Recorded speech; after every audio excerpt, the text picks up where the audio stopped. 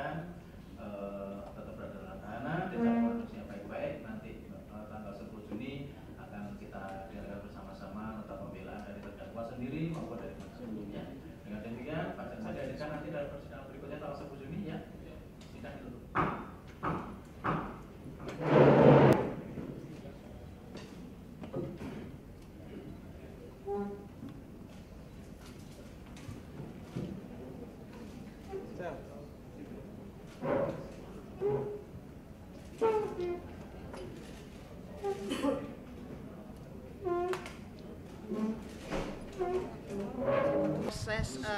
Proses pengadilan yang ada di negara kita yang memang kita harus kita lalui ya.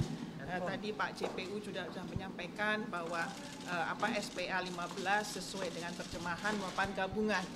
Nah, kalau gabungan itu mengakibatkan kerugian, apakah gabungan itu pun yang mengakibatkan keuntungan?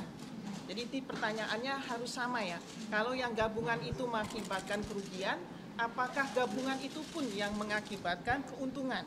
Nah, kalau tadi dibilang bahwa karena Pertamina rugi 113 juta dolar, apakah kalau karena Pertamina rugi 113 juta dolar itu merupakan keuntungan bagi Corpus Christi?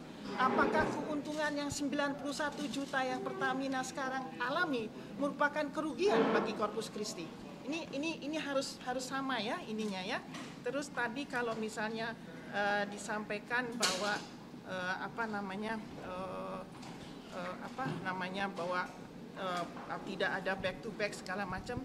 Sekarang saya tanya, pada tahun 2013 dan 2014, apakah saya bakal tahu bahwa RDMP itu tidak akan jalan? Apakah saya tahu di tahun 2019 itu dan 2020 itu akan ada pandemi? Kan saya nggak tahu. Ya, itu aja. Dan kalau misalnya ini kebijakan seperti ini menjadikan suatu tindak pidana korupsi, jangan haraplah Pertamina bisa menyaingi BUMN internasional atau perusahaan-perusahaan swasta yang lain. Karena pada saat semua membeli LNG Corpus Christi di tahun yang sama, tidak ada satupun perusahaan yang dikenakan tindak pidana korupsi karena harganya turun atau tidak punya back to back. Boleh dicek di SEC siapa pembelinya, apakah mereka pada saat pandemi menjual dengan harga rugi dikenakan pidana, atau misalnya mereka itu semua punya back to back, tidak ada. Jadi ini memang anomali yang terjadi di negara kita yang kita harus lalui. Ya, itu saja ya. Terima kasih. Makanya nanti saya akan sebutkan di pledoi ya. Nanti akan saya sebutkan di pledoi ya.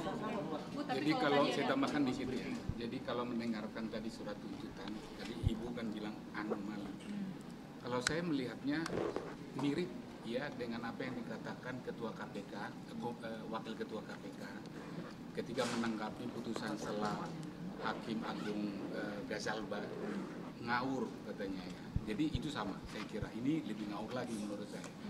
Karena tadi yang dijelaskan itu sebenarnya ini kan pembelian LNG, ya pembelian LNG. Pertanyaannya sekarang, untung apa rugi? Untung 91 juta US dollars. Tadi nggak disinggung tadi ya. Di Pertamina membeli LNG dari luar negeri. Pertamina itu PT itu mencari untung. Sekarang, untung apa rugi? Untung 91 juta dolar. Tapi itu tadi nggak disebutkan. Nah, dia menyebutkan ada kargo 2020-2001. Pada saat pandemi, itu ada kerugian. Tapi ada pertanyaan yang berikutnya begini. Itu perbuatan siapa? Perbuatan direksi pada tahun 2020-2001. Nah, yang kedua, emang ada yang suruh mereka itu jual?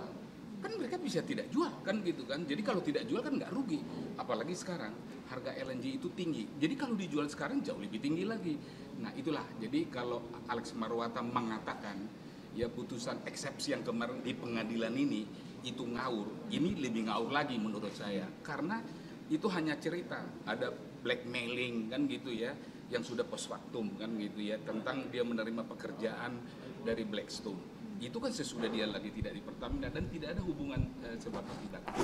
Tapi oke lah ya, ini hanya tanggapan, nanti kita akan jelaskan nanti di dalam pledoi. karena di sini adalah keuntungan tapi disebutkan kerugian.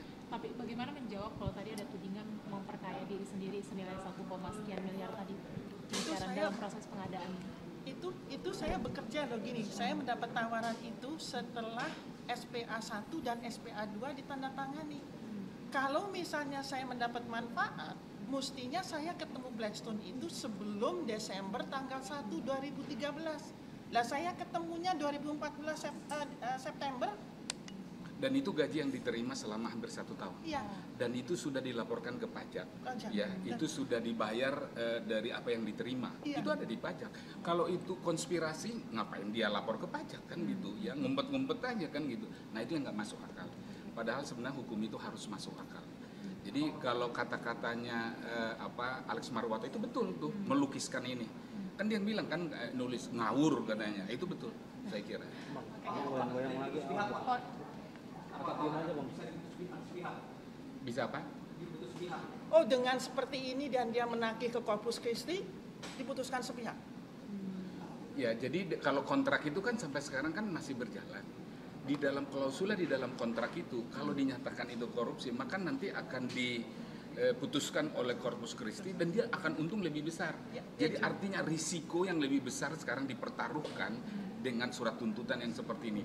Atau artinya mereka nggak baca itunya SPA-nya dengan baik, ada risiko. Ya, jadi sepihak nanti dibatalkan dan kita nanti akan membayar ganti rugi yang lebih besar. Nanti dia yang harus bertanggung jawab. Nanti ya saya sudah ditunggu sama pengawal tahanan, nanti saya dimarahin sama pengawal tahanan. Terima kasih.